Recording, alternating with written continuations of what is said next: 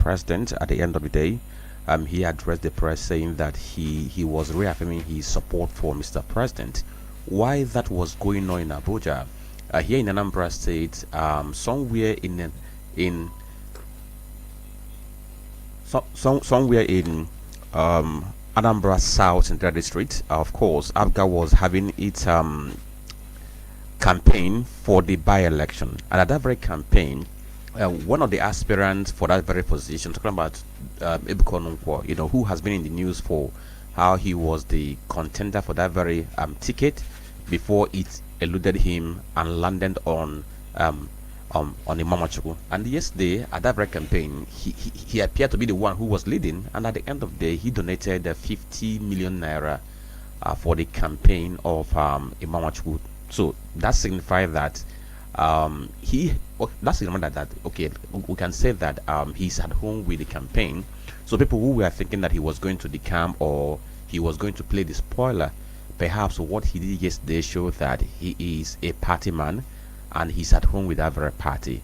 And now this very morning too, it hasn't been easy for the Minister of Aviation and Aerospace Development, talking about the Festus KMO, because in a couple of weeks we have had a couple of sagas involving already past air passengers, and he's been issuing statement after statement. And this morning, just 1 hour ago, he issued a statement concerning what has been decided to be the fate of the already air passenger we know as Comfort, the one we have termed Quam 2. So as it stands now, Ibon Air has been mandated to withdraw the criminal charge against her. So she's going to be set free. By the time they have finished all the paperwork, she's going to walk free. Then for Kwan One is going to become ambassador for Value Jet, so that he can help to preach to other people on the need for them to comply with aviation rules. So this is the latest we're having this morning. We'll dig into all of those at the later part of the conversation. But Tony Olisa Mbeki is also here. Good morning, Tony. Good morning, Chisom Junior. Good morning, Nigerians. Good morning, the good people of Southeast. Good morning, India Nambara, Johnny Chadoni Do. Good morning. From everywhere you are listening to us from, it's always a pleasure to be here. Remember, we cannot do all these things alone. We have the support and the backing of the God Almighty, who has given us the energy, who has given us the intellect, who has given us everything to pontificate and also to perfect the truth. You're welcome once again. It has been a very interesting saga over the time, and I'm happy that most of the statements I deposited here yesterday was actually encapsulated by the release coming from the Nigerian Bar Association. All right. We're going to tell you what the front pages of the newspapers say, then we dive into all of those matters. Starting with The Guardian, which is the first paper on our desk. We have The Nation, The Punch, and Vanguard newspapers as well. The Guardian has its banner headline, Outrage over a bomb air incident as IG orders Quam 1's probe, on page 6. Above that, you see Wadada Soludo throw weight behind Tinubu for 2027 on page 3 of The Guardian. NCOS decries low drug supply personnel for 8,000 inmates with health needs on page 5. Franklin, did you see that picture that emerged a couple of weeks ago of a boy who was allegedly jailed when he was it 13? I think it was at the marine prison here, and he had a lot of skin infections. Did you come across that piece of information? Yes. The thing is, the way we run our justice system, it leaves much to be desired, because where you have people, just anybody just arrest, and the person is crammed in the prison without due prosecution. Just to give you one instance, Dasuki, we know Dasuki, the famous Dasuki, who was charged to court in 2015. That case is yet to be decided. That the court is even asking for that government to come and close your case so that this man can open his defense 10 years after. So this is just like one of the cases we have in Nigeria. That's why if you go to prisons now, you will see a good number of awaiting trial cases. You say a good number. The last time I was at the prisons at Marine, the figures I saw on the board had such a disparity that over 5,000 people were there without being tried. without being tried, without, when they say you're guilty until proven, until you're innocent until proven guilty. I was wondering what kind of guilty proof that would make them stay there in their numbers without the right thing being done. But I was actually referring to the boy's health condition, No, because of that headline that was talking about low drug supply in correctional centers. And I am just wondering why we call it a correctional center, but it looks like hell. We talk about the poor feeding habits, we talk about the poor conditions of the environment, sort of living condition, and then we also have to cry about the health. there's no way you are going to cram people. Let's say prison is supposed to take like 500 persons, and it's not taking like 1,000 persons. And you wonder the quality of food that they are served. You wonder the kind of healthcare they have. Is it not here in this country that we say that we are doing school feeding program? At the end of the day, the kind of meal we give to children. Then how much more those who are in correctional service? Would they have this very mindset that once you are in the correctional service, you are condemned? That's the mindset that pervades the space. In as much as that's not what it's supposed to be. So the thing is, we have not actually set our priorities right. Trying to get the things we're supposed to do the right way. Because if we think that prison is a correctional space, because don't forget that we used to call it prison, and later they did some reform. State is going to be correctional service because that place is meant to correct certain ills, so that when you come out, you become more reformed. But it's never to be. So we need to get back to the root and see how we can set things right in the country. All right, then let's proceed. Reps pushing to make appeal court final judge in Goba poll disputes. This is on page 2. Bayo Balogun had a lot to say yesterday, hoping that we'll discuss that in the later part of the conversation. Now, court strikes out 60 billion naira criminal suit against ex-Amcon boss on page 29. Troops kill several terrorists in Borno failed ambush on page 20. Gani Adams folds Squara killings, alerts and fresh crisis in southwest on page 7. Lagos moves to regulate rent, curb abuse with new tenancy bill on page 6. 97% untitled land limiting collateral for loans, says minister on page 5. Court sentences man to death for killing roommate over door closure dispute on page 8. Whom the gods decide to kill, the first make mad. Yes, that told you a story. The thing is that sometimes things that shouldn't cause chaos will just deteriorate, and then somebody loses his temper, and next in life is gone. It's quite pathetic. Very pathetic. A final story here. Dangote Refinery cuts petrol ex depot price to 820 naira. Find that story on page 3 of the Guardian newspaper. So let's go back to the Punch newspaper. We have the banner headline. It says health sector crisis persists despite 5.4 trillion naira World Bank loans. The story is on page 18 of the Punch newspaper. It has a rider. 11 major projects gulp $3.527 billion in 9 years as global lender expected to approve additional $250 million loan in September. Then beside the nameplate, court orders FG to close case in Dasuki's decade-old trial. I just mentioned this. The story is on page 10. Boko Haram scare. Borno villagers flee, sleep on Cameroon street schools. Page 7. This story is quite interesting because the Nigerian army is claiming that the attack by Boko Haram wasn't in Nigerian territory. Rather, it happened in Wankirawa in Cameroon. But those who were attacked are saying you are lying because we were attacked. What happens now is that we stay in Nigeria during daytime, but once it's night, we go to Cameroon and sleep. We sleep in mosque, we sleep on the road, we sleep in church, anywhere we can find space to sleep, because if we are going to sleep in Nigeria, we are afraid we might be invaded in the night and be killed. So that's the story of what is happening now in Borno State. That's really sad. Of course, it's a sad one. You're a Nigerian, but you have to live in Cameroon because of insecurity. The another story we have here says EFCC targeting David Mark after Tambuwal. Ihedioha ADC is the one saying so. The story is on page 2. And guess what? EFCC didn't say anything about the arrest and detention of Tambuwal, but ADC went or tore into EFCC, and yes, the EFCC issued a statement trying to defend itself that it's not on political witch hunt. Then another story says FG drops 60 billion naira fraud charges against ex Amcon MD. The story is on page 10 of the Punch newspaper. Then look at this very one. NBL that's condemned Ibon Air over female passengers assault. It's on page I think page 20 of Punch newspaper. Police probe Kwan over Abuja airport misconduct is on page 2. 30,000 car race bed leaves 5 dead in Ogun. The story is on page 4 and 5. You know how people can just place bet on one senseless thing and then people get to lose their life in that. The story is quite a sad one too. That story on Punch newspaper. All right, then from the Punch newspaper, we're proceeding to the Vanguard. Banner headline here: Ibom Air Fracas, Comfort begins life in Kirikiri. NBA wades in. That's on page 5. It has a number of riders, and I'm going to try to itemize as much as I can see. As witness explains what triggered rage.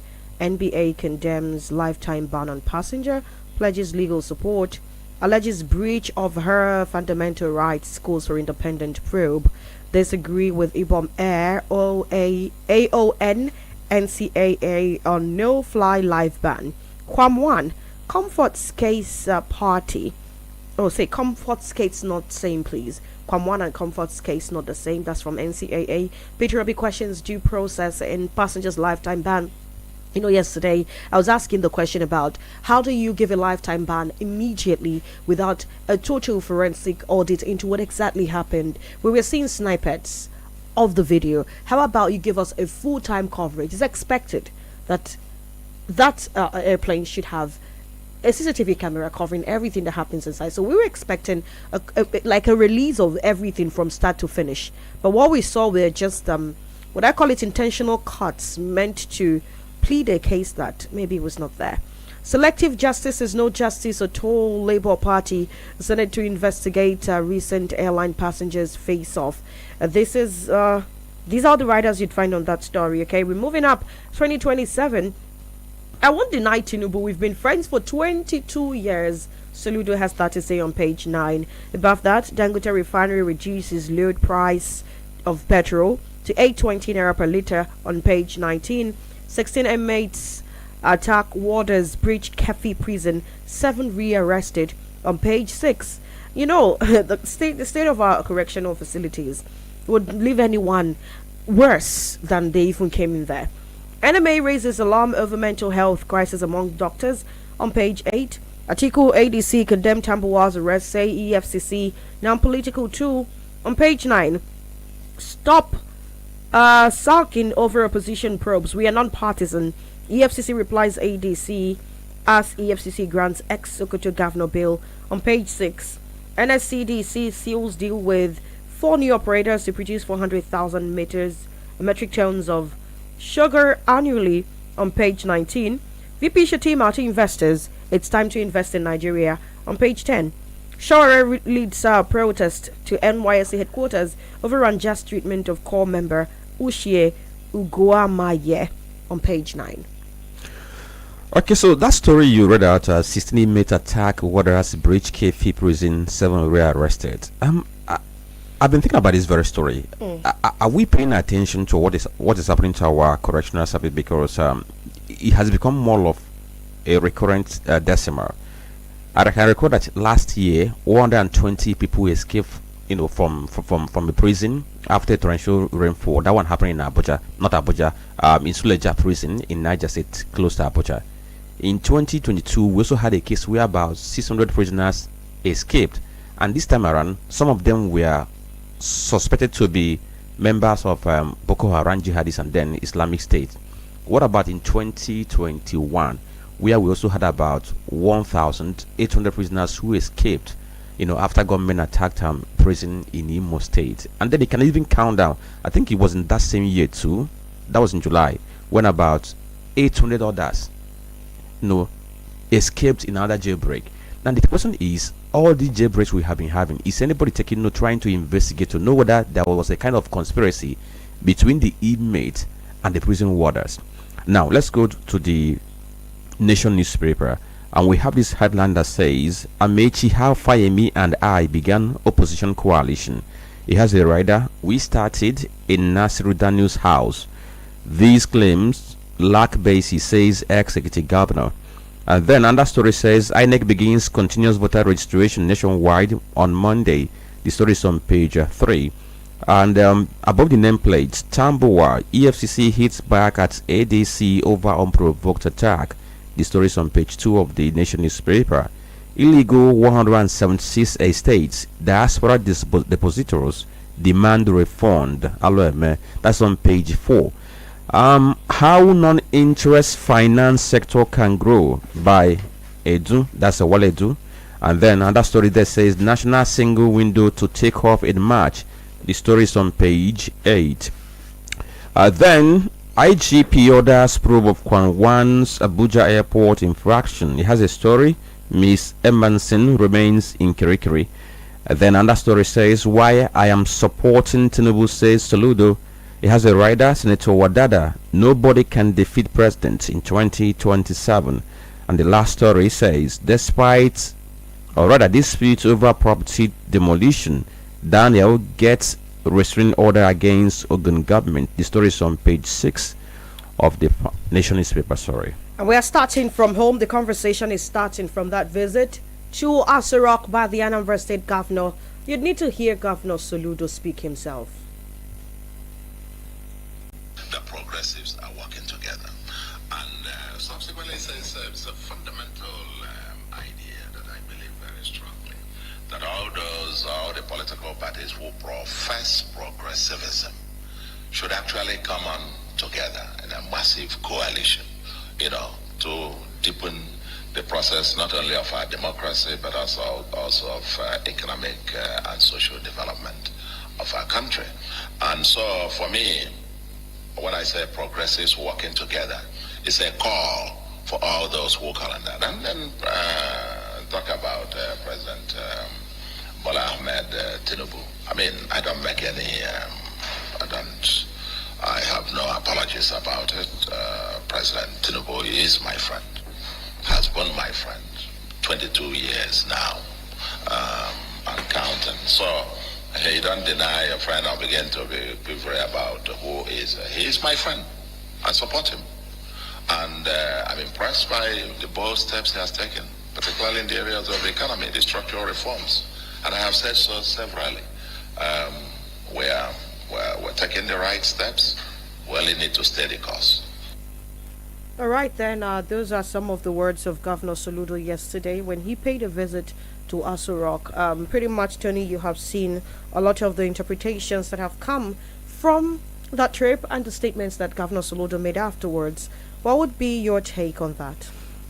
What would be my take on that? I think this is politics, and I have always maintained a similar position. I've always maintained a common ground. I've always said that politics is a game of interest, and politics is a game of alignment and realignment. There is no sentiment, there is no emotion. We just listened to the governor where he visited Mr. President yesterday, and then it's more like a governor who heads a subnational going to Asorok to meet a president who heads the national government, and both of them had interactions on issues relating to both. And when he came out, he was accosted by journalists and he was asked to explain the reason for the visit, and he went on to tell them the reason for the visit, that the president remains the president of the Federal Republic of Nigeria. And then on the issue of whether he supports him or not, he maintained that Mr. President is his friend for over 22 years. That is relationship, that is friendship, and he cannot just deny his friend because of politics. Whether he supports him, he does support him, and that is honest answer. For me, it will sound somehow that if he says otherwise and goes on to support him, we must learn to practice politics of accountability, honesty, and probity. And definitely there is nothing wrong with what he said. He's a politician, for crying out loud. He has every right to align to whoever he feels that can better his interest. Every politician has got interest. That is the point. But the idea, because I know some people say, why you project your interest, do not undermine someone else's interest. We've seen politicians coming out in a field, they have candidates. Nobody's undermining anybody's interest. I remember when Soludo was running for election in 2021. That was 2021 gubernatorial election in Anambra State. I know people will bring the issue of P2B into this discussion. P2B had a candidate, and that candidate was Val Ozibo, if I can remember vividly. And then Soludo was also a candidate. P2B never supported him. Never. In fact, P2B said quite a lot against him in a way that people should vote for his candidate. And nobody see anything wrong with that, because it is politics. Okay, they belong to different parties. Let's not make this entirely about politics. Some persons are, would I say, second guessing the policies of Mr. President that are being supported. And one of the comments I recall vividly said, you support hunger and impoverishment of Nigerians. And so the question that at this point would be, looking at what the Tinubu administration has been like, do you actually think that it is, I mean, outside of friendship, it's in the right interest of the people to support? Now, I have not seen any governor that is against the economic policies of President Bola Ahmed Tinubu, not even a single governor. Why so? Many of them are beneficiaries of the policy, because it also allows states to have increased allocation. LSOT has come out openly to support the structural reforms, the policies of President Bola Ahmed Tinubu. Peter Mba of Enugu State has done the same. We have also seen Nwifuru, the governor of Ebonyi State. He has also done the same. We don't want to talk about Hope Uzodimma and possibly Nwifuru, because both of them are in the same party with the president. If they all come out to say they support the policies of the president, there is no harm. But if Soludo says so, it becomes haram. That is double. No, but it's real. I'm only asking a question. No, I'm just trying to tell you not throwing up a defense. No. I'm just trying to let you know what is being discussed or what is in the open. I get your point. You just said it yourself that the governors are benefiting. We're getting more allowances or allocations, that's the word, from the federal government in terms of what comes out from what is being saved from the removal of fuel subsidy. Totally agree, and the governors have more to work with. The question is, are the people feeling this? Can they feel the impact of the more money? Now, I'm taking this out of the scope of Anambra State now, because you have brought in all the state governors who on different platforms who have supported the policies of President Tinubu. But are the people feeling the impact of the positive results of these policies? If you ask me if the people or whether the people are feeling the impact, I would say majority of the people are not feeling the impact. There's no doubt. Majority are not. Why? And the truth remains there is a disconnect somewhere. We are talking about Nigeria generally. We are not talking about Anambra State now. Yes, we are talking about Nigeria. Yes, and we've known very well that these policies come in a very, very harsh way to the people. Nigerians are used to enjoying fuel subsidy over many decades. It has been something for them that has become their birthright, for the fact that these products, because of these things are got here, why wouldn't we have it the way the people of Venezuela, the way the people of Saudi Arabia, the way the people of Angola, and some of these nations that have these things in large quantities, why don't we have them the way they have them over there? We understand. The point remains that it's one thing to have a policy, and it's another thing to ensure that that policy bring about the welfare and the good of the people. Remember the issue of section 14 subsection 2b of the Constitution: the security and welfare of the people shall at all time be the primary responsibility of the government. And the President Bola Ahmed Tinubu has come out to say that this policy is more like a bet bank, that there will be joy in the morning, and people have been waiting for that joy. There seems not to be joy. He understands, even the president knows that the people are suffering.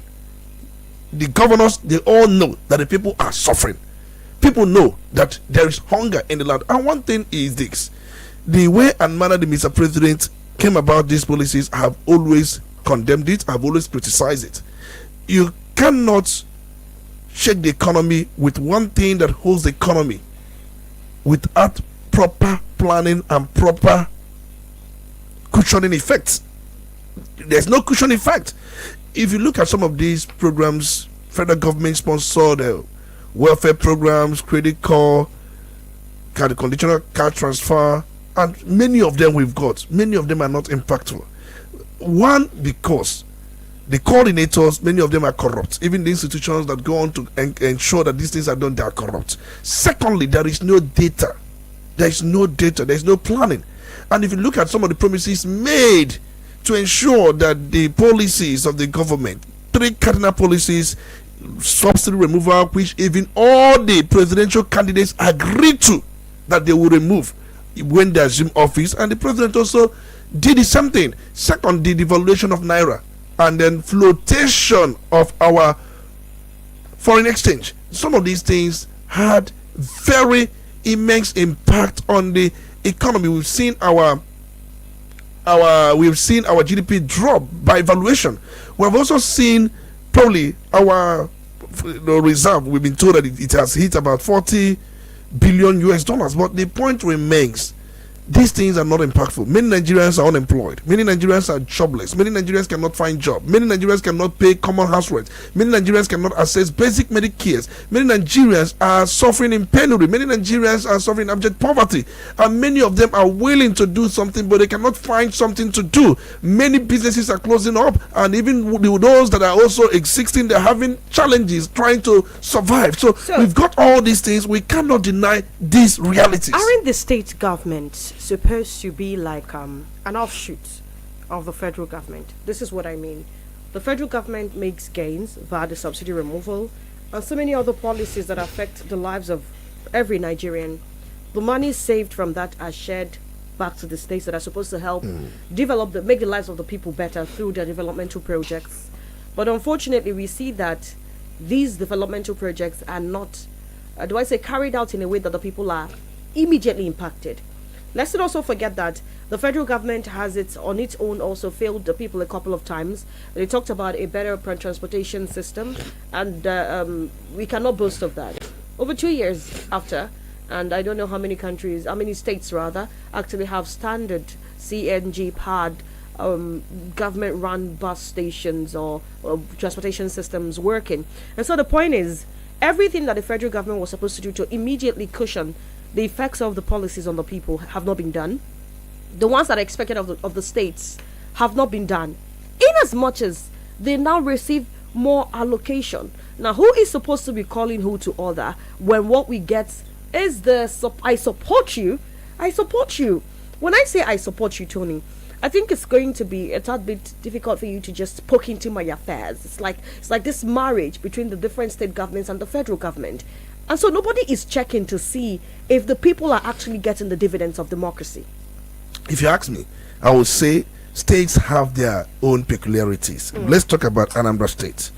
When it comes to poverty, Anambra State is least in terms of those who are under abject poverty. We thought if we are not ranking number 1 in terms of those who are living above poverty. And I'm aware, let's be sincere, that Anambra State government started something what we call One Youth, Two Skills program. Is a kind of a social intervention program. Is Anambra State government initiative, even not a federal one. I'm aware that there had been phase 1, that is first batch, where 5,000 youths were trained in specialized vocational skills, mentorship and entrepreneurships. Even Ewa boy, many are now employers of labor. Is it true? The answer is it is true.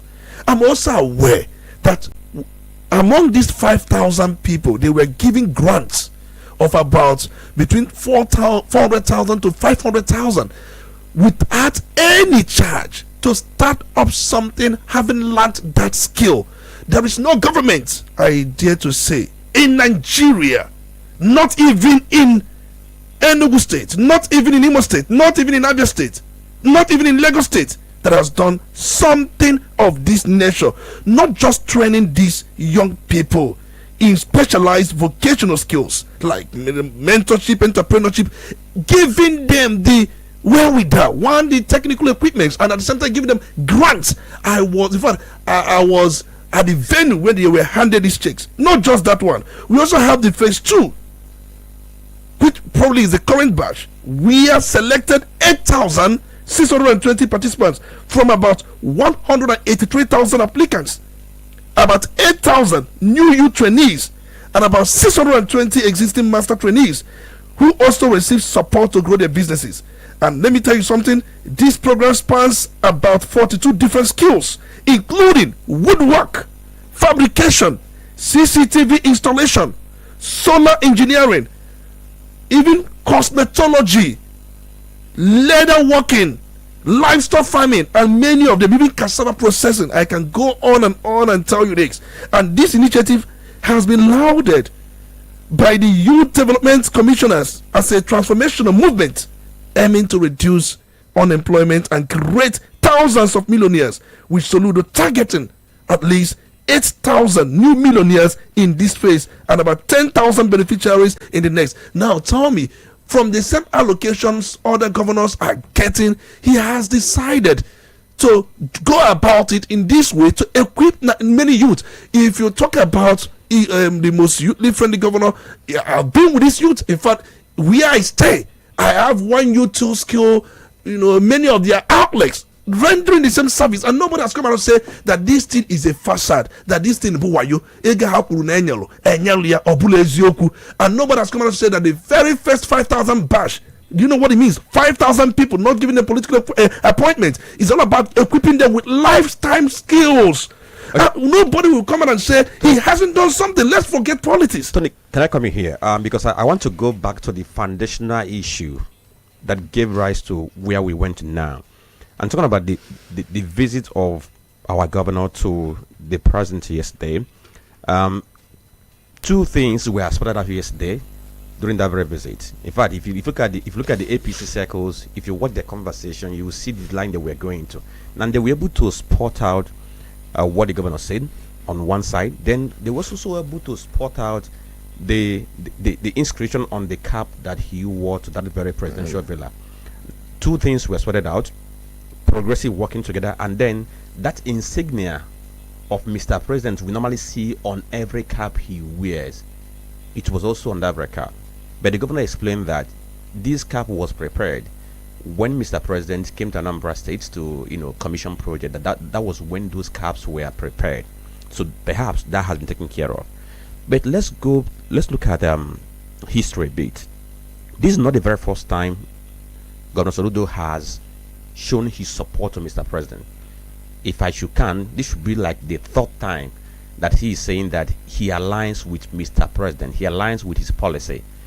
The most recent was the one he did at Ekweme Square when Mr. President came to Anambra State. He said progressives are working together and that he is the chief of all progressives. Now let's go to the last general election. We can record that before that election that our governor wrote some epistle. The first one was titled History Beckons and I Will Not Be Silent, the part 1.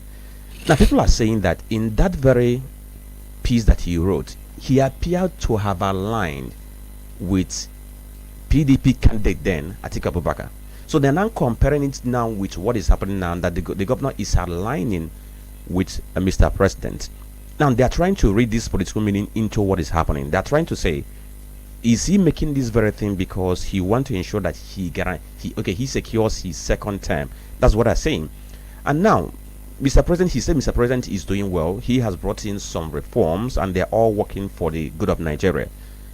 But we know that in Nigeria now, not everybody is singing the praises of Mr. President. And down here where we reside, in our climb here, many persons do not believe that Mr. President is doing so well. They think that he has brought hardship and anguish to the people. And once you mention their name, it's like anathema. Or once you begin to associate yourself with Mr. President, it's anathema. Is their perception. Whether it's correct or not, it's a different thing altogether. Now, looking at this now, the youth see what our governor did yesterday as a tactical way of trying to mainstream himself and secure his second term, or his job being himself. On the other side too, do you think that this is going to have any kind of negative perception of who he is because we're going to election? Do you think it's going to impact people aligning to voting for second tenor? And then the third question is this: people are saying that Mr. Governor is jittery. That's why he's running to Abuja to get guarantee that there should not be federal interference in the election. They're saying that fire is coming from the APC, and he thinks that if he doesn't move so quick to secure his second tenure, if there's going to federal might, it might be all over for him. So let's start from there. Alex, you asked multiple questions. I'm going to take these questions one after the other. Let's begin with the issue of cap, which you say that he has been rested. Mr. President or the governor said that this cap was actually done before the president visit, maybe to be in line with Mr. President. We saw Mr. President also wearing Isiago, wearing the same Igbo cap. So usually when president visits, but the visiting president and then the receiving governor, they try to align in areas of wears what they usually put on. We have seen that many times. So it's been more like a tradition or something customary. That is one. And then secondly, you now talked about issue of Mr. Governor being jittery and also statements he made and how people perceive this very statement. Yes, I'm aware that here in the southeast, not just in the southeast, in some parts of the country, Mr. President is not being viewed using good lengths, especially as a result of the subsidy removal and the hunger and deprivation in the land. We understand that. Most times people who oppose his government are coming majorly from that front, that he has heightened hunger, he has heightened deprivation and all sort of things, and even the money we are making from the subsidy removal, many have questioned where are this money going into. So that is, by the way, let me give you similar statement, because this is politics and we must also balance every equation. I love equations so much, and then especially I can take on any of different types of equation, even quadratic equation. But the most important thing is the fact that I remember sometime when Alex Oti made similar statement Soludo made, it did not appear on main headlines. Let me quote Alex Oti. Alex Oti said, and I quote, "When you talk about supporting President Tinubu, the president and I are very good friends. When you talk about the economy, what Mr. President is doing has always been my position for a long time." He further went on to say, "It requires somebody with courage to remove that subsidy. If we don't lose faith, we will eventually get it right." Alex Oti openly stated his support for President Bola Ahmed Tinubu. He hinged that support on the basis that both of them are friends. I'm quoting him verbatim. So I can as well give you statement credited to Enugu State government. Peter Mba, I think Peter Mba made his own statement when Mr. President visited Enugu State. And he went on to say, "Thank you, Mr. President, for your support and recognition of our efforts. I echo the President's call that elections are behind us now and it's time to unite and drive our nation forward. Regardless of political affiliations, we can build on Enugu State as well, and as Nigeria. Mr. President, you can always count on our support." The same support again.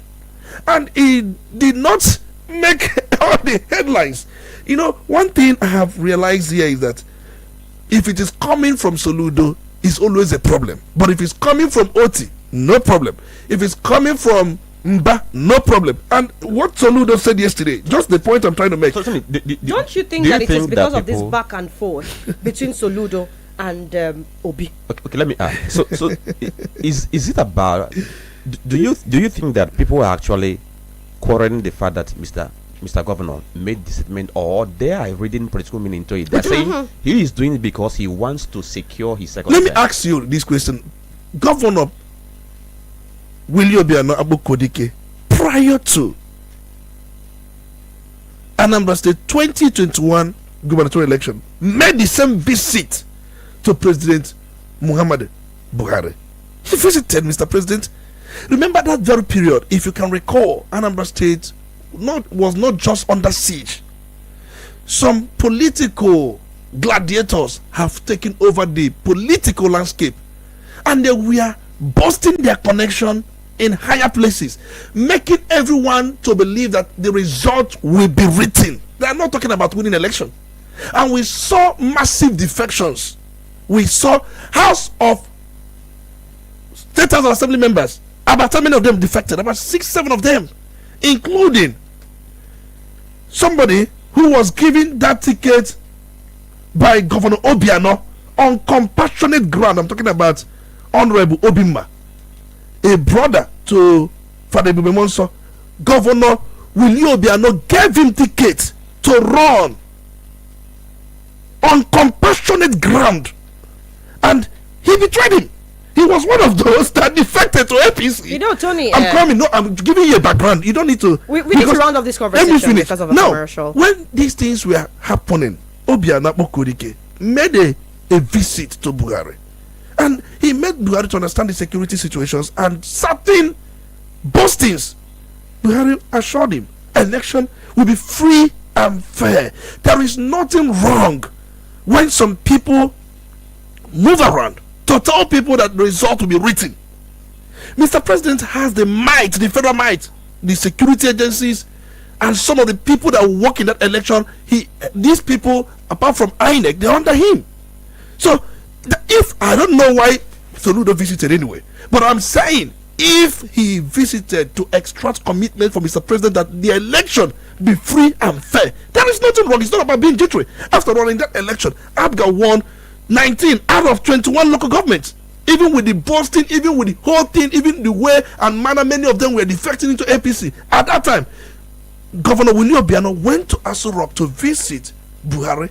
What did he go there for? He extracted commitment from Mr. President. Mr. President, these things are under you, not the election proper, not INEC, but security forces, and many of them have whispered into different ears that they will use security operatives to undermine the electoral process.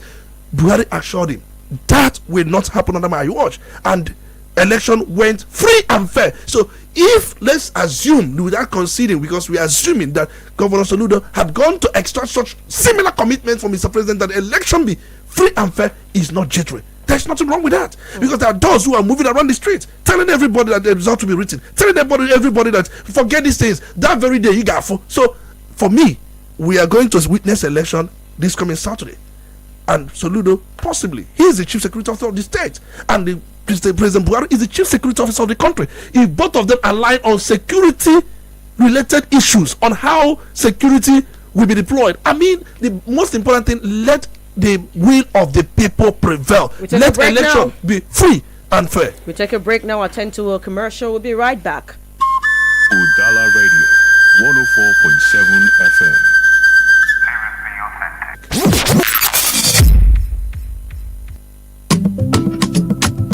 Anambra Patriots for Soludo.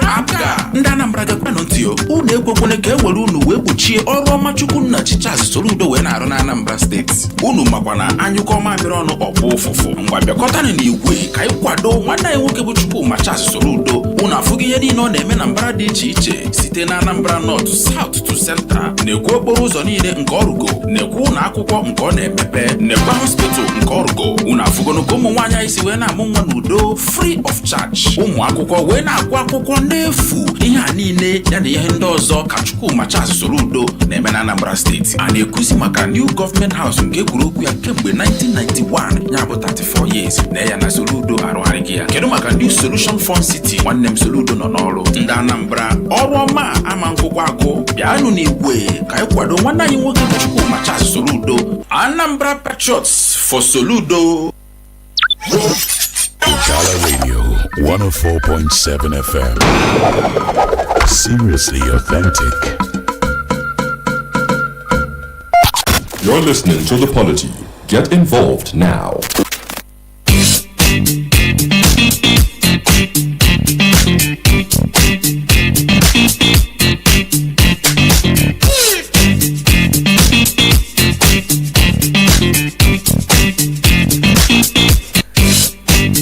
And of course, the polity is already heated right here. I mean, in the studio, and of course, I believe that tempers are boiling at the moment. You're going to get your shot at saying what you think about the conversation. Keep it low with the calls already. Keep it low, please. Don't give me pressure. Don't put me under pressure. All right.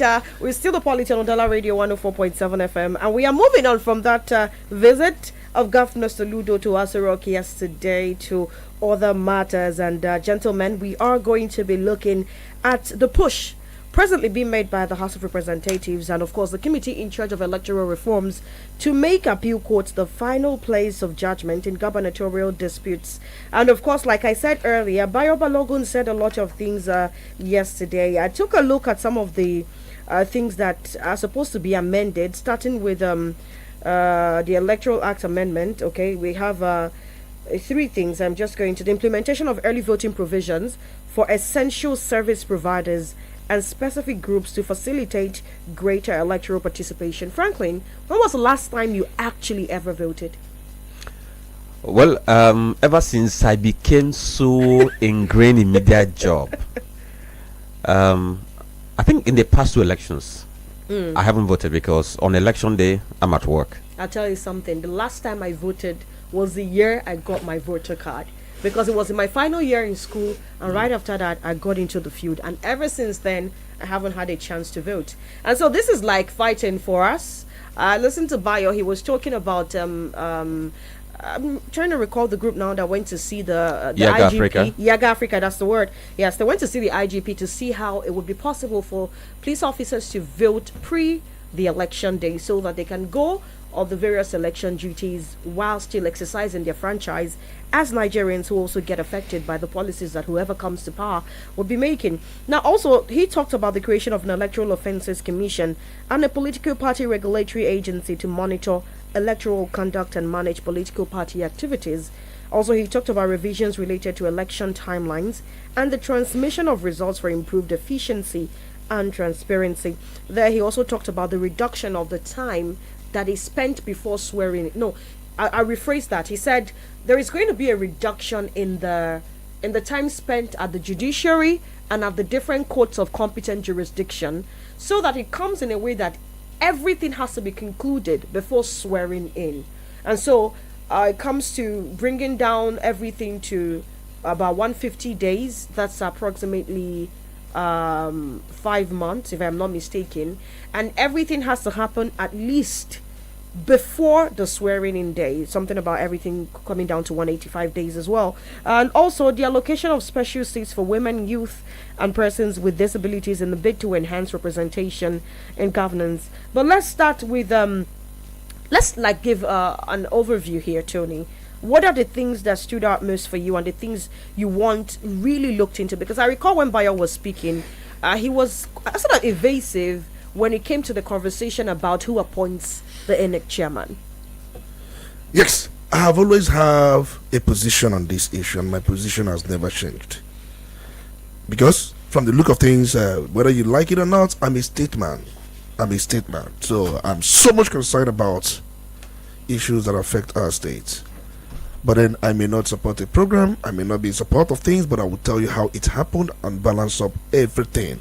Then on the electoral reforms mentioned and some of the things highlighted or talked about, you asked me which one among these things stand out for me. If you talk about Electoral Offences Commission, and you also talk about the issue of independent body regulating political parties and so many other things, I have one question. The question remains, who appoints these people in those positions? I have always maintained that anything pertaining election cannot be under the purview of the president. Let him do any other appointment. INEC chairman, national commissioners, INEC national commissioners, resident electoral commissioners, the person who is in charge of electoral offenders or whatever, even some of these agencies that have been slated for drafting and all that. Let's take your mind to what is going on in other clime. I'm aware that in United States or United Kingdom, let me begin with United Kingdom, you have the Electoral Commission, that's the electoral body. And if you ask what is the status of the Electoral Commission in UK, it is purely independent body, not part of government or under any ministerial control or affiliated to government or government making any appointment to whatever, purely independent. You cannot say INEC is Independent National Electoral Commission where the president makes appointment to fill certain positions. It's no more independent. Let's be real. It's better we call it National Electoral Commission and remove the word independent. Reason being that Mr. President is the one making appointments in many roles. So what is so independent about it? Let me give you composition of UK Electoral Commission. The commissioners, they are appointed on the recommendation of the House of Commons based on a motion from the Speaker's Committee on the Electoral Commission. And the Speaker's Committee is a cross-party parliamentary body. Cross-party, that committee has as its member or members different representatives from different parties. Every party has a representative on that very committee. A committee that transcends different political parties, and they will be the one to make recommendation on who becomes a member of their electoral body. What does that mean? If a representative of your party allows that somebody who is hobnobbing with another party be a member, it means your party had a chance to say no, but they choose not to. So that is how the commissioners are also appointed. So you find out that the Prime Minister has no role formal in appointing anybody or directing the body's work. He has no business, the government has no business. The idea is to make their electoral body to be truly independent. If you also go to Germany, I'm aware that the electoral body, Bundeswahlleiter, that is the electoral body. And I can go on to tell you is follow the same thing with the UK. If you go to Canada, the electoral body, Elections Canada, that is the electoral body. And if you ask about the status, purely independent, non-partisan agencies of parliament is headed by the chief electoral officer called CEO. And then the chief electoral officer is appointed by a resolution of the House of Commons. The same pattern of the UK. I'm telling you what is going on in Canada. The same pattern. We are the president, we are the chancellor now, or the vice chancellor. They don't have any role. These people are members of political party. They don't have any role. That is, by the way, you can also go to United States of America where you don't have a single electoral body that looks into that, because they have a structure where local government or counties or even the state, they have a kind of a strong institution already in place that have defied different odds over time. So why would we say we have independent national electoral commission where the president solely makes appointment, especially in those leadership roles? Can we do what UK is doing? Can we do what Canada is doing? Can we do what Germany is doing? I wouldn't say let's do what United States of America is doing, because our institutions are not strong enough to cope with the pressure. We've not built strong institutions. So all over the world, I can go on to give you other countries ways of going about the election. But here, when you just like two football teams, I've given this analogy many times. You have Mr. President being a captain of APC. You have P2B being the captain of Labour Party. You have Atiku now, from the look of things, being the captain of ADC. And these people, they are to play against each other. And the captain of APC appoints the referee for the match.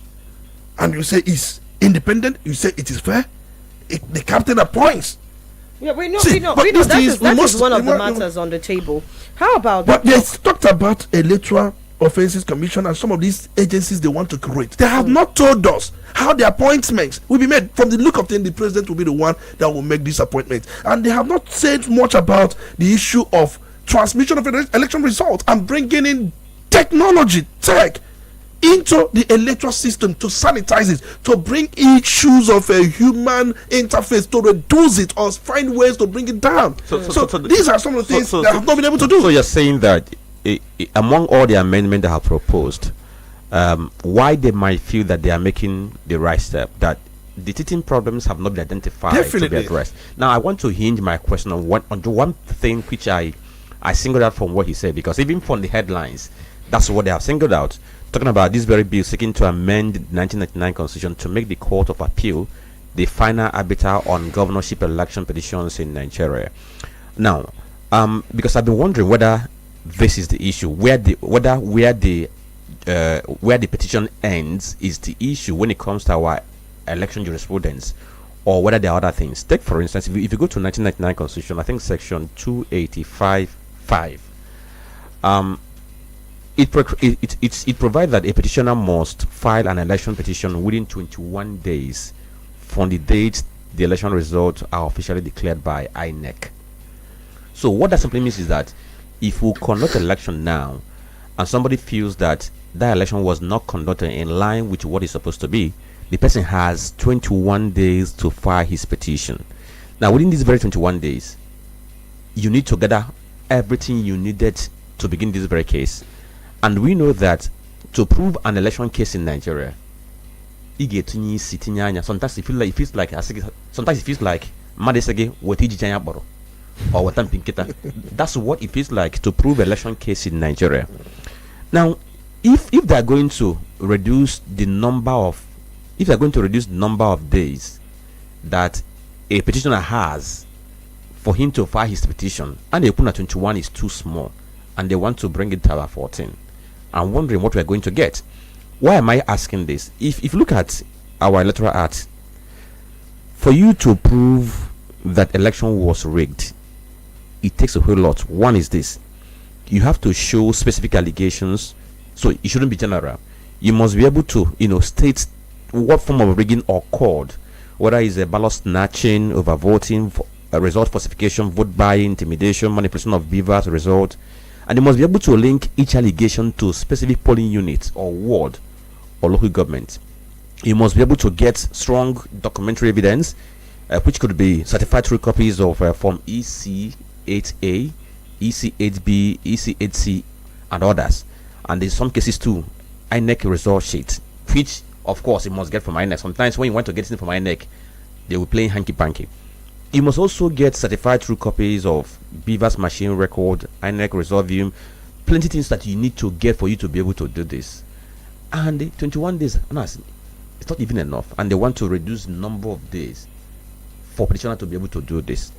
Then on the other side too, do you think that we should consider to place the burden of proof on INEC other than on petitioner? Because these days now, somebody wants to go to court to challenge election result, the person is contending against the person who is declared the winner, and also INEC who declared the result.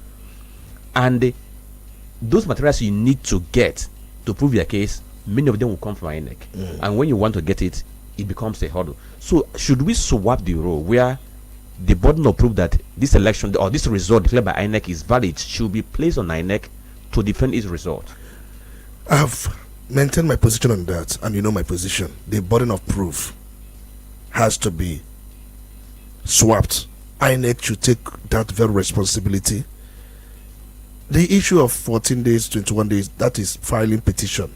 Once petitions are filed, you can still go back and assemble all the materials you need to prove the petitions you have filed. So I don't think the 21 days, for me, if I wouldn't support the idea of bringing it down to 14 days. They should still maintain that 21 days for filing the issue election petitions. But that's by the way. And then you talked about the issue of burden of proof, and I have always said INEC has every material to any election. And why would you ask me now to take up the responsibility of proving what I don't have? But I cited irregularities, I cited quite a lot of things, but sometimes INEC may not, for them to release the beavers, machines, even the registration materials, sometimes we've seen cases whereby these things were wiped. And INEC, remember, they have taken a position in every case. If they have declared anybody winner, INEC position is to defend the person they have declared winner.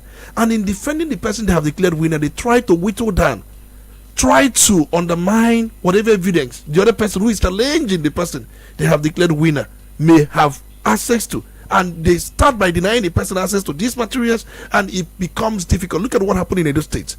Supreme Court ruling, very fantastic. He said you were able to spot in your petition about 50 something places where elections were rigged, where you were able to come up with prima facie. But we are talking about polling units spanning more than 5,000 places, so they cannot affect the other places. So it was that basis that they said, yeah, petition lacks merit. They told Aswa Igatelu, their petition lacks merit. It spotted, we are talking about over, let's assume 50 some or 5,000 polling units, but you were able to prove 50 something or possibly 100. It cannot affect the general outcome of the regs, which you couldn't even cite. That was the basis the Supreme Court adjudicated, even Appeal Court adjudicated that his petition lacked merit. Now, the issue of Appeal Court being the final arbiter, especially in the gubernatorial cases, that is governorship elections, we've tried it before. It worked. We reverted back to Supreme Court, and remember, it was Appeal Court that gave P2B judgment. His case did not go to Supreme Court when he was rigged out by PDP under the people we know very well. Remember, PDP rigged Abga, and the candidate of PDP in that election was Chris Ngige, where he never won election. In fact, I couldn't even cite his posters 2 weeks to the election, but we saw how INEC was quick to declare him the winner. And you know how it was difficult for Abga and P2B to run around to see that they reclaimed their mandate. Appeal Court did marvelous. They returned the mandate. Now, let me tell you what Appeal Court did in last election. We remember in Plateau State, it's on record that PDP lost senatorial seats, lost different federal House of Representatives seats, lost majorly state assembly seats based on the ruling of Appeal Court. Because Appeal Court is the final arbiter of state House of Assembly election, federal House of Representatives, the issue of senatorial election. Appeal Court is the final arbiter, not governorship. The only one that got to Supreme Court was governorship election, and the Supreme Court in its ruling maintained that parties' issue of nomination of a candidate by a political party is entirely their affairs. Remember, the tribunal, the Appeal Court, had removed these persons on the ground that valid primary was not conducted. That was the ground they anchored it. If Appeal Court, if governorship election, as we currently have, terminates at Appeal Court, Mufti Caleb of Plateau State will not be the governor as we speak now. He will follow the path of the senator that was shown the exit door, the House of Representative members that were shown the exit door, and even many state assembly members that were shown. Many of these people, they cried. They said in one country, through electoral systems, in one country, through electoral system, the same thing that killed us couldn't kill the governor, because Supreme Court said that Appeal Court, they did not entertain what Appeal Court did because it was not presented before them, but they gave their own landmark judgment. And another thing I also want to add in the issue of our election petitions, I would want situation where we adopt inquisitorial system in our election petition. In inquisitorial system, the courts takes an active role in investigating the facts, because our method is purely adversarial system. Adversarial system is a system where the court acts as an impartial referee. They listen to everybody. They don't get themselves involved in the matter. They don't investigate. They don't try to find out. Their own is to listen to everybody, listen to your pleas, listen to whatever you've come up with, and then make their own judgment. That is adversarial system. Can we get into inquisitorial system, where the judge or the panel or the tribunal leads the investigation, question witnesses, and can gather evidence directly? If we can get to this, it will help us outside shifting the burden of proof that is onus propandi, incumbent equidicit, not equinegat, shifting it down to INEC. I think that would be a best way to go. Hopefully in the coming days, all of these things are centered to And also, when the time for public discourse comes up, I hope that more Nigerians are also involved in this conversation. It's one thing for conversations like this to be had. It looks like it's some elite talk, when ideally this is something that affects the bulk of Nigerians. The faith we have in the electoral system depends on conversations like this. The outcome of elections, and also, of course, the things that happen pre-swearing in depend on conversations and even the things that happen post-swearing in. I mean, the last time I checked, there were still cases in the election tribunal to be decided, but a president was sworn in. Things like this need to leave our system, and they need to leave ASAP. So we are moving on to another conversation. This morning, we have a statement from the Minister of Aviation, Festus and Aerospace Development, Festus Keyamo, who announced that Ibom Air has withdrawn its case against Comfort Manson, paving the way for her release from detention. We are also learning that the Civil Aviation Authority will cut the 1-year flight ban placed on Wasiu Ayinde, popularly known as Kwam 1. Now, the conversation is shifting now to the way it entirely happened. Tony, do you think that cutting down the ban, what's it called now, the flight ban, given to the both of them, does this settle it? Do you think that we still need to probe further into what exactly happened? A lot of persons have thrown their weights behind Comfort. The NBA said it's an abuse of our fundamental human rights, and of course, a lot of persons are not happy with the way that incident was handled from start to finish. She may have been on the wrong side, and like I said yesterday, she was reacting to something. What action was she reacting to? And if her reaction triggered other reactions, are the people who reacted in the right place to react? Are they trained to react to situations like that? And did they react the right way? We are learning that the persons are actually going to be sanctioned. But I am curious to find out, are these things that we are hearing now, do they amount to shelving the deeper investigation? I think the most important thing is the fact that the federal government has come up with its own idea. Onyanaba. Let's take all of them to training. Let's go and retrain them. They have clearly understood that there is no professionalism amongst these institutions. And they have thought that there will never be a selective justice. We must appreciate P2B for raising issue of selective justice. We must appreciate him for that. And other well-winning Nigerians who raised that issue. I'm happy. I'm satisfied that when I read statement credited to Nigerian Bar Association, majorly 80% of that statement was what I said here yesterday. Go and read that statement. 80%. In fact, I made that very statement before Nigerian Bar Association came up with their own release. For those who think we are here for child's play. And for me, they sat, they met, they came together, and they made that release. On a number of issues I pointed out earlier, they pointed the same issues. I was looking at the statement. I look at the statement as if I were the one writing the statement. Exactly everything I said here yesterday, based on the conduct of these agencies and unilateral decisions they take, which I questioned, which I said that they don't have such unilateral power without recourse to extant laws and also recourse to the court of law. I said some of these things yesterday. I said, but that's by the way. But Festus Keyamo has come up with Onyanaba. What that means that go and sin no more. Are we not investing? When you say go and sin no more, it's like, let us cut the losses. And to me, you don't get proper reforms by cutting your losses. You start with the foundation, right? Yeah. What really happened? I'll give you an instance. The particular air hostess in that situation has been called out since this entire thing started. People have shared horrific experiences with her. And the question is, all of these things have been happening. What kind of regulatory system have they been working with? So much so that somebody who operates beyond civil responsibility remains in the same position. Now, don't get me started with politicians do these things all the time and get away with it. I know. But if the small us, let me not say small people, we are all like on the other side of the divide. We are not in the ruling class, right? Okay. If those of us that are not in the ruling class cannot treat ourselves okay.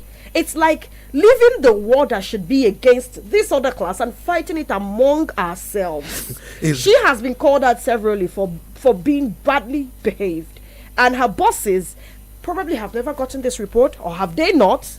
Have they not tried to work on the ethics right there in their business and, punish offenders or people who deviate? Let me say this. In the case of Palm 1, we are told that the pilots and then those involved, their licenses will be given back to them, but they will have a reappraising training or reappraisal training, as we are told.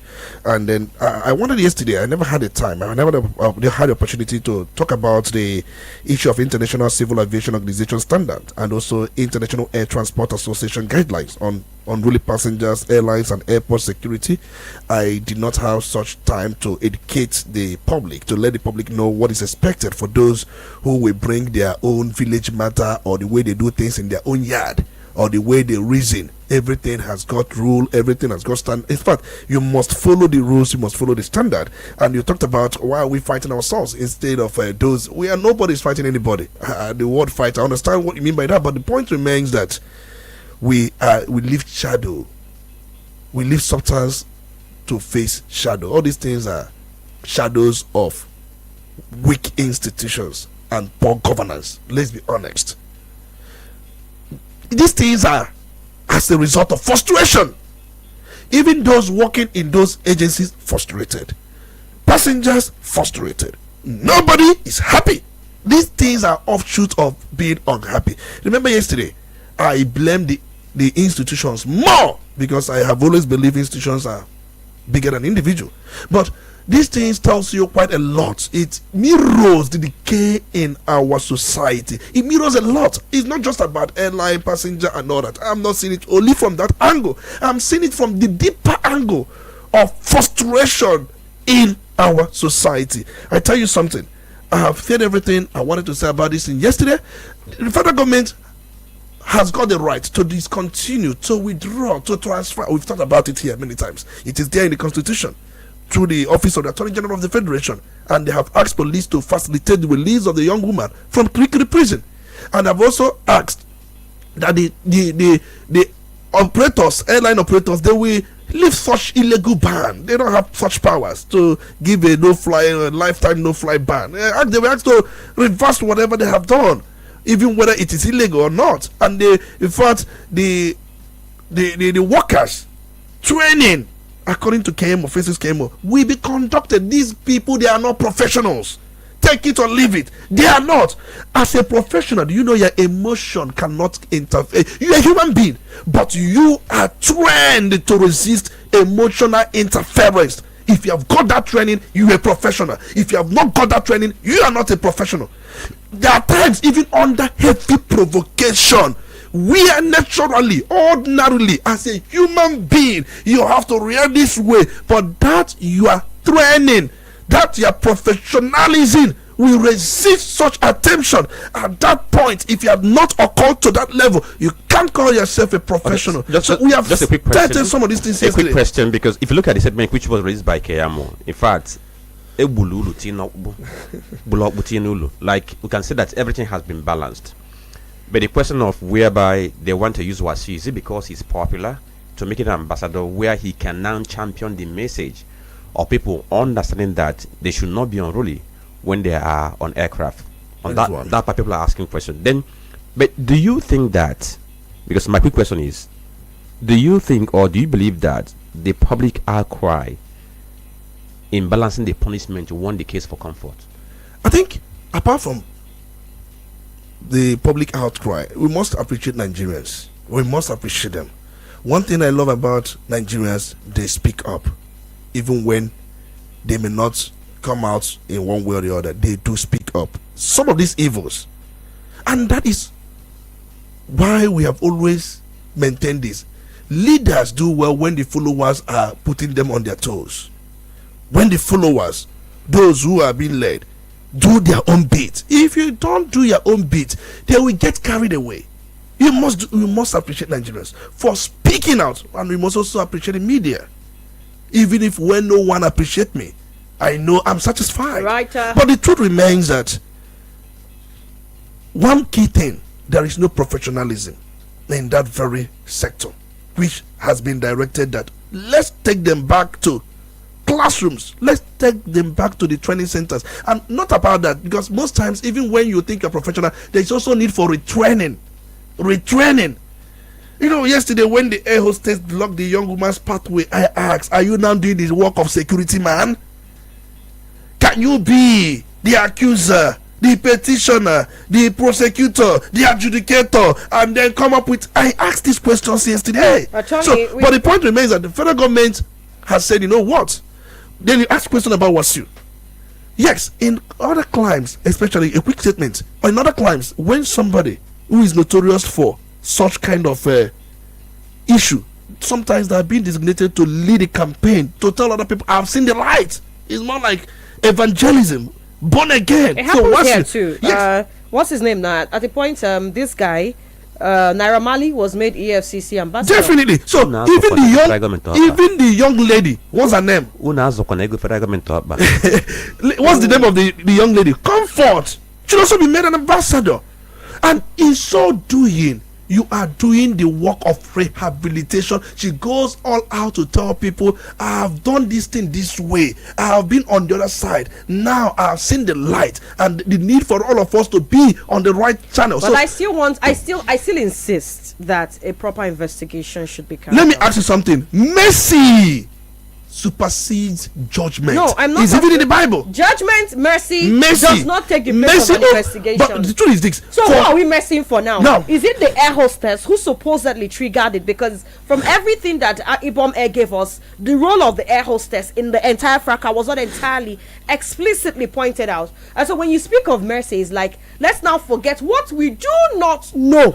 Yes. Now, and tomorrow it will happen again. That is, tomorrow she continues talking to people. Can't you do that when she's being sent back to training room? We know that training doesn't make any difference now. Hello.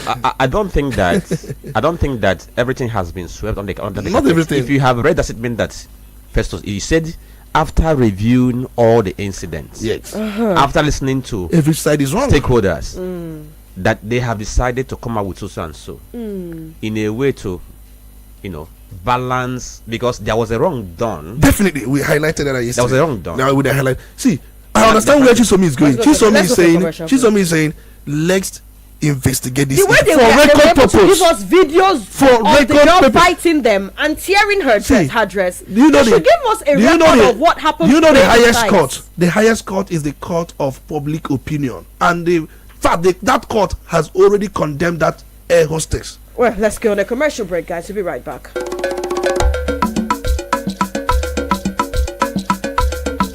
Udala Radio 104.7 FM. Seriously authentic.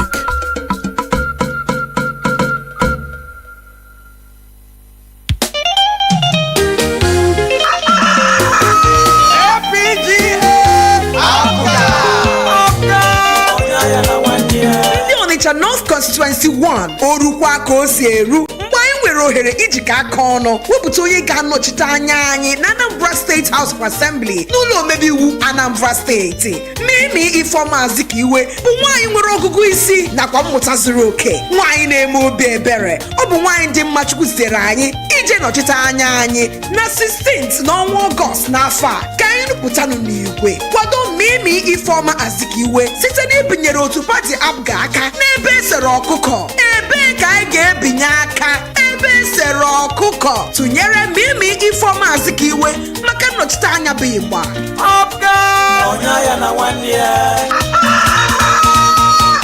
Quality bread, Wendy's bread, for your family breakfast. Wendy's bread, I'll pack it and it does yellow. Wendy's bread, mama papa they like Wendy's bread, not it and do. Wendy's bread, even children they like Wendy's bread, Wendy's bread, Ninta. Wendy's bread, you get it better tasty, we go sweet your belly. Wendy's bread, Wendy's your but you choma. Wendy's bread. champion.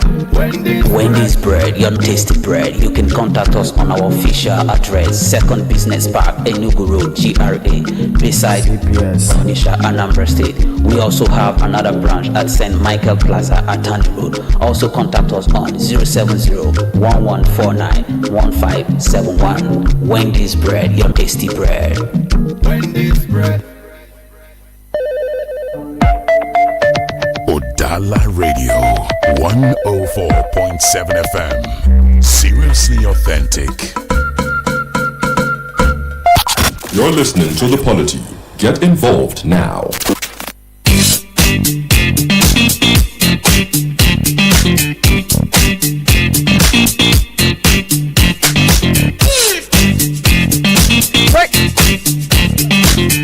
Join the conversation. Put a call across to 0803-221-6973, 0803-827-6694.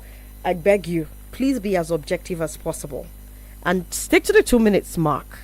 And of course, you can go to Facebook and drop your comment right under the video. Good morning. Hello? Yes, good morning. My lady.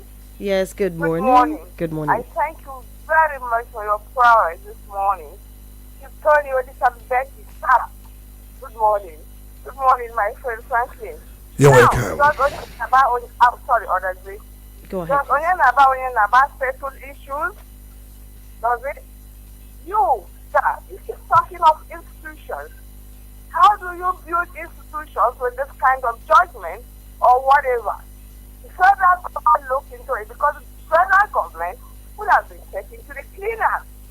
There is a law guarding air travel all over the world. Countries that obey law and order know what it is, and it is uniform. And we fail there woefully. The federal government is not protecting those people. It is protecting itself because they said, if you say that, okay, Kiamo says those staff are not well trained, this is not that, how can they be operating an airline? Doesn't you know what an airline means? It's because here in this country, this Onyenaba. What is that? What is that? You are talking of institutions. Now to your judiciary and INEC being in the purview of the president. Is that right? INEC, we've been saying, unbundle INEC. They left it like that. The judiciary is the third estate of the realm, and they are under the purview of the president. Is that right? They should be completely independent.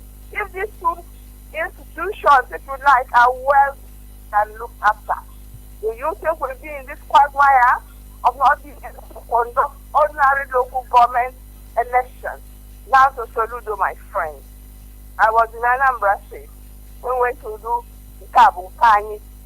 My friend, my brother, elder brother, that is Pat Utomi. Soludo invited him to come so that we sort out Anambra and see what we can do. That is our break of the obedience. And we went. He didn't tell me like me personally, but I have a group that we know what to do. We went. We traveled from Nigeria to Anambra, just there. And we walked. Even when Malani threatened to bring up an emergency in Anambra State, I recall vividly. And then the police supported us because the PRO then was Igbo man.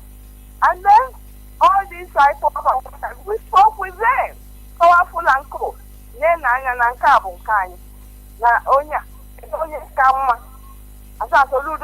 it's okay, fine. And we walked. Now look at what he's doing to me as a person. Tim Odiwego Juku is one of my mentors and my friends. And look at the only legacy we should have there. Look at Tino Achebe, another legacy. All right, let's round off. Let's round off what another legacy. Nnamdi Kanu, as small as we think he is, so we are making him a hero unknowingly. That's all I get your work with I tell you, I tell you, now look at what Soludo is doing. I don't want to mention the other person because we are too close. Too close for me. I was so disappointed. Now they want to go to Tinubu. What happened to our Abga? Can I get that every fool when you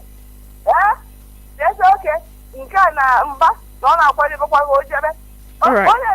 What does I round off? You should round off now. All right, Odaze, I have to let you go at this point. Your point is quite clear. Good morning.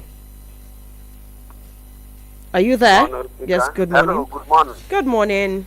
Yeah, my name is George from Asaba. All right, George, could you please speak a little louder and go straight to the point? Thank you. Yeah, you see, for me, I will never blame Soludo on the way he's doing about it, because we all understand this time around that there's a big difference between Soludo, Tinubu, and Buhari.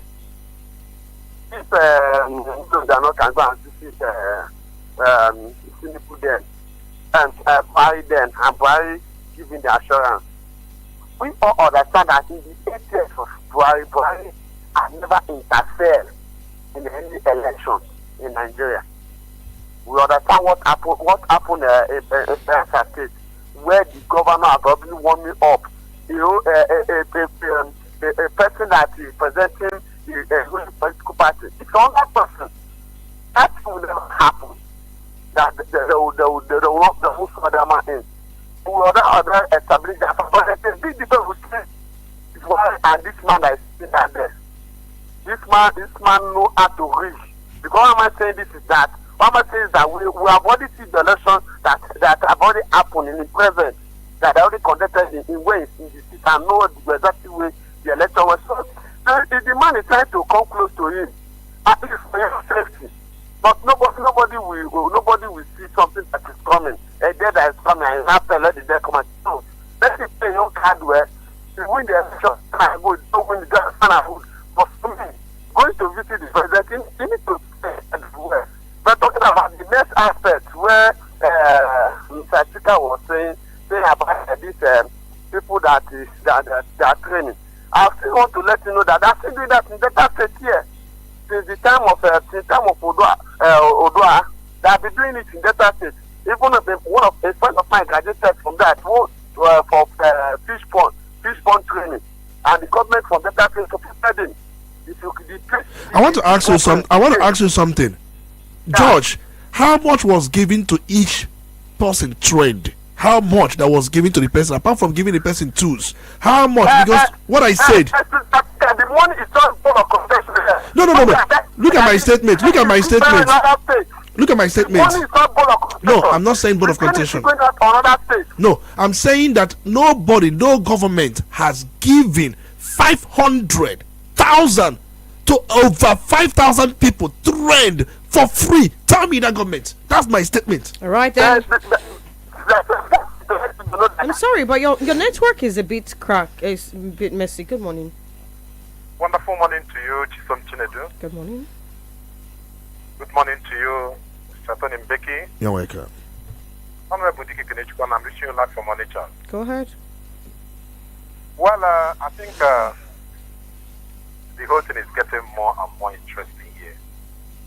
As if President Bad is gathering support from our government. Well, I think our governor needs to tread with caution, because the last time I checked, President Bad and Andrerians and Nigerians, in fact, don't even want him back. And confession that is coming from the high and ranking of the political elite shows that P2B won the 2020 general election. So Babaki Rawak will confirm that, and Rotimi Amici also confirmed it. So no matter whatever he's doing, I just want him to be a man of his own. That is just what we want. Not romancing around the president. Take a look at most governors that have romanced around this president administration or President Bad.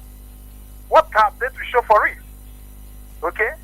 So that is just the governor has been doing well even without the romancing with the president from the first and second year. Now, all of a sudden, this so much romance around the president has almost overclouded his sense of reasoning. So I don't really get him here. I must be frank with you. So let him stand on his own. But if you want to stay with the president, is he asking us to vote for APC candidates in the forthcoming governorship election in Anambra State? Is that the message he's sending to us? I don't really get him here. Let him stand as a man. Like what other governors, look at those in other states. Look at other governors that is standing on their own. Why mingling around the president? So to me, it's disappointing to me, and I believe other Nigerians must be disappointed in that. All right then. And that notwithstanding, look at the state of the nation. The man you are romancing with, look at the level of the policies he's bringing out. How does he favor Nigerians? Is it only Yoruba that is in Nigeria? Is it not the urbanization of the nation that he's doing? Very uncalled for. Thank you so much. All right then. Let's hear you. Good morning. You might need to reconnect. 0803-221-6973, 0803-827-6694. Let's hear you. You're on. Good morning. Good morning to you. I can't hear you people, but I know you can hear me. Go ahead, please. Good morning to you, Chisom Chinedu. Go ahead. Good morning. Voice of with yourself, my father. Let's hear you. Okay. I think we as human beings should know when to talk and when to keep quiet. Soludo, as a person, as a politician, whatever criticism he's receiving right now was the foundation he laid, like he was the one that laid the foundation for it. Let's take our mind back to 2022 or 2022 presidential election. Soludo came out and was criticizing P2B heavily, talking about how P2B never did this or how he never did that when he was governor, that P2B is never going to win, P2B this, P2B that, in a time that everybody was seeing P2B as a messiah. Everybody was looking at P2B as a pillar of hope. You came from nowhere and started criticizing the man. If this was state politics, like the governorship election that's about to happen, if that was the way he was criticizing P2B, like both of them were contesting for the same, governorship election position, I wouldn't have any problem with him. But this is a national election. This is national politics. You're coming out to criticize your own person, your own tribal man, your own state man. A person that is seen as a messiah for the people. A person that speaks the voice of the people, that speaks what the people want to hear. You're coming out to criticize him. Even when what he was saying was not factual. If you fact check what he was saying, there was no fact in what he was saying. Some of the things that he was saying, he came out and was saying it. If you want to support him, go ahead and support him. How to people be now look at what is happening. Even when you speak something that is not against people, people not using as people.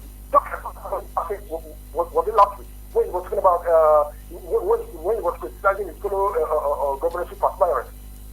Now people are started seeing it as him criticizing people because of what? All right. Now he went around with the thing. Round off, Wiz. Round off. How you came out and started talking even the time he was not supposed to talk. So I think this goes a long way to tell some of our so-called leaders to mind the way they talk, because it can backfire in a very bad way. Good morning. Good morning. Let's hear what you have to say. One more person and we go over to Facebook. Good morning. Hello, good morning. Yes, good morning. Good morning. Good morning. My speaker, good morning. You're welcome. It's You good have to a have you. minute. Please go straight to the I point. always advocate that you are a good, the way you talk to us on Udala FM. I think you are the best. So I just thank you for the good work you are doing. Thank you so much. So we always listen to you. So I just want to comment, but I have a question. I want to ask you a question. Please, don't be offended. Are you a member of Africa? Okay. I just answer me that question. Are you a member of Africa? Because the way you talk about this Soludo issue, I think that's why I asked that question. Okay. So please, just answer.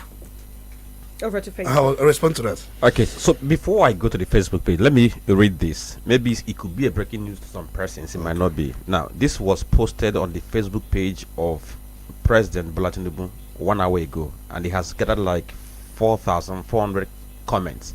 Go there, you see the number reacting there. Now, he says, "It was a pleasure to welcome my friend of over 2 decades and the governor of Anambra State, Governor Charles Soludo, to Aso Rock Villa yesterday.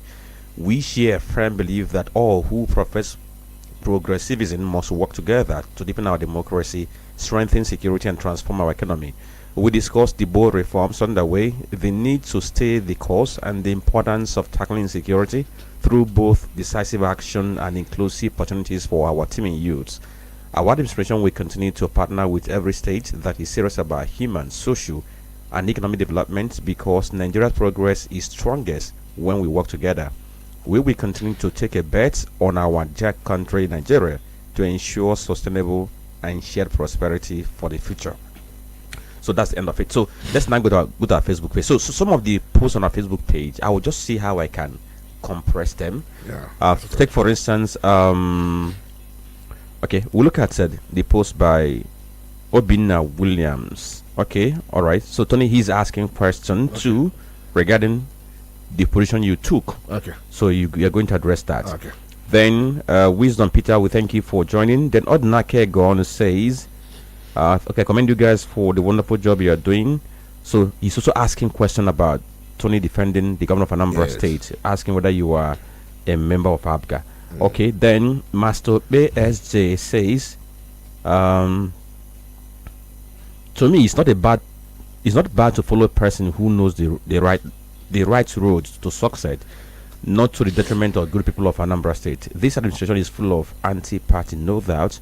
If Governor Soludo joins the race, okay, he posted from Onitsha. Then Cynthia and Kem says, please, I don't like how you iron out any issue concerning Soludo and PO. Sometimes you no longer call a spade a spade. Okay, and then John Mbwe is also saying the same thing. You know, he's asking you question 2, and then Dr. Maulebra Fanyo says, this is Nigeria, the theater of good and bad, seen and unseen, the heard and unheard. This is Nigeria, the land of plenty in the midst of scarcity, real sense and the alternate demons. Nigeria is a nation of builders and workers alike, the noble and ignoble, leaders and the dealers, governors and rulers.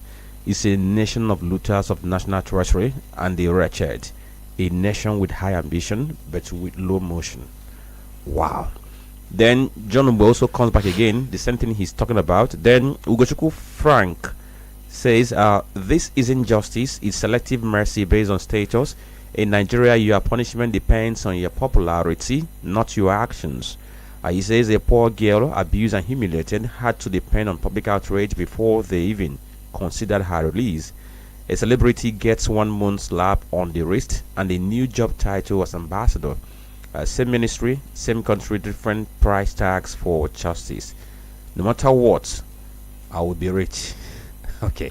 Then common sense is also saying the same thing, asking you to question Tony. And likewise, Anya Gabriel, he's also asking questions that when it comes to anything concerning the government of Anambra State, you tend not to call the spade a spade. Okay. And then Henry Elu says, while another is languishing in Kirikiri prison, the other that committed more heinous crime is made an ambassador.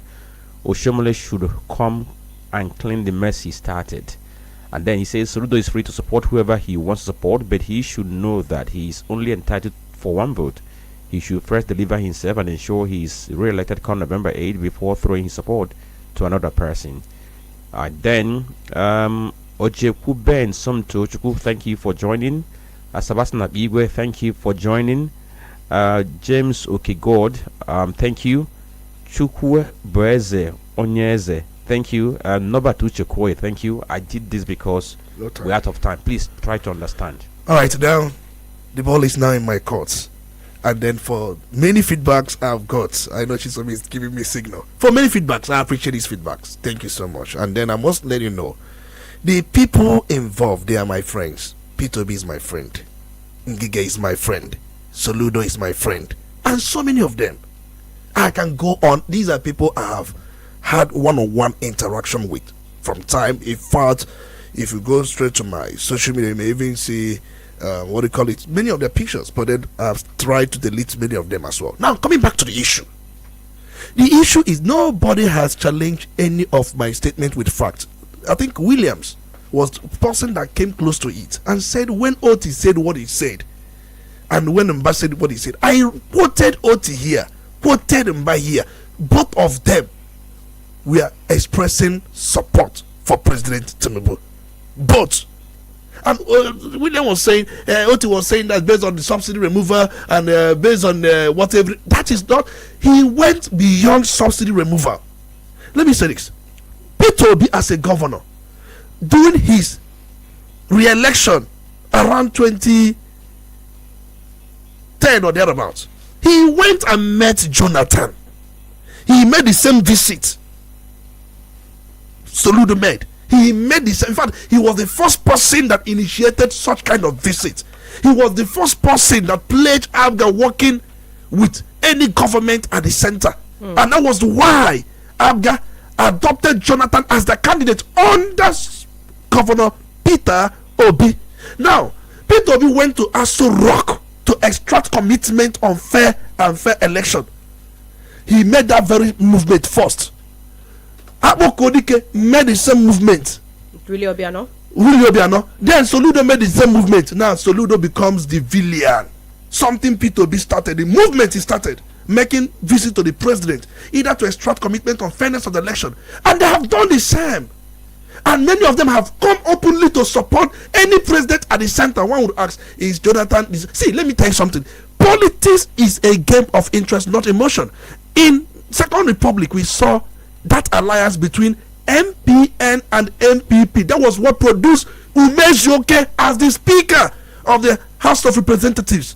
Yes, one was dominated by Zik Party, MPP. We had the one of Cheo Chichagare, and then we are in alliance, and that was how Umejoke from MPP became the Speaker under MPN government. My point is this: nobody has challenged any fact I make. See, as whether you belong here, they are all my friends.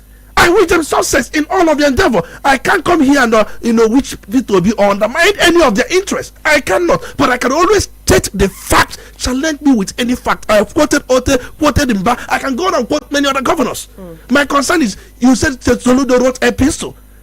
The same Peter Obi was going around telling people not to vote Soludo, that they should vote Valentine Ozigbo, describing Soludo's government as nothing but shamble. He went on castigating the government of ABGA under Willie Obiano, saying that they cannot do anything. They should not vote Soludo. Is that politics too? That is politics. That is politics. And Soludo now won against Peter Obi's tirade and became a governor. And you tell Peter Soludo not to talk. See, politics is not it's not tribal. Thank you, somebody Tony. was saying tribal something. It's not tribal. It's a game of interest. Thank you, Tony. I'm offering your mic. I am so that you know that I've turned off your mic.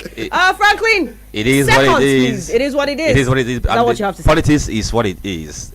Last time I said it's a game of convenience for the politicians. Your interest comes second. I just want to give you one scenario. I will leave. Just one scenario. Hey, what on that time? Barrister, I'm trying to remember. Amechi Oposa belongs to ABGA. His brother is contesting for Anambra South by-election. His brother Azuko Oposa, but yesterday he endorsed ABGA candidate. It is what it is. So what does that tell you? It is what it is. It is what it is. We'll see you tomorrow, 9:15 down to 11 a.m. My name is Chisom Chinedu. Good morning.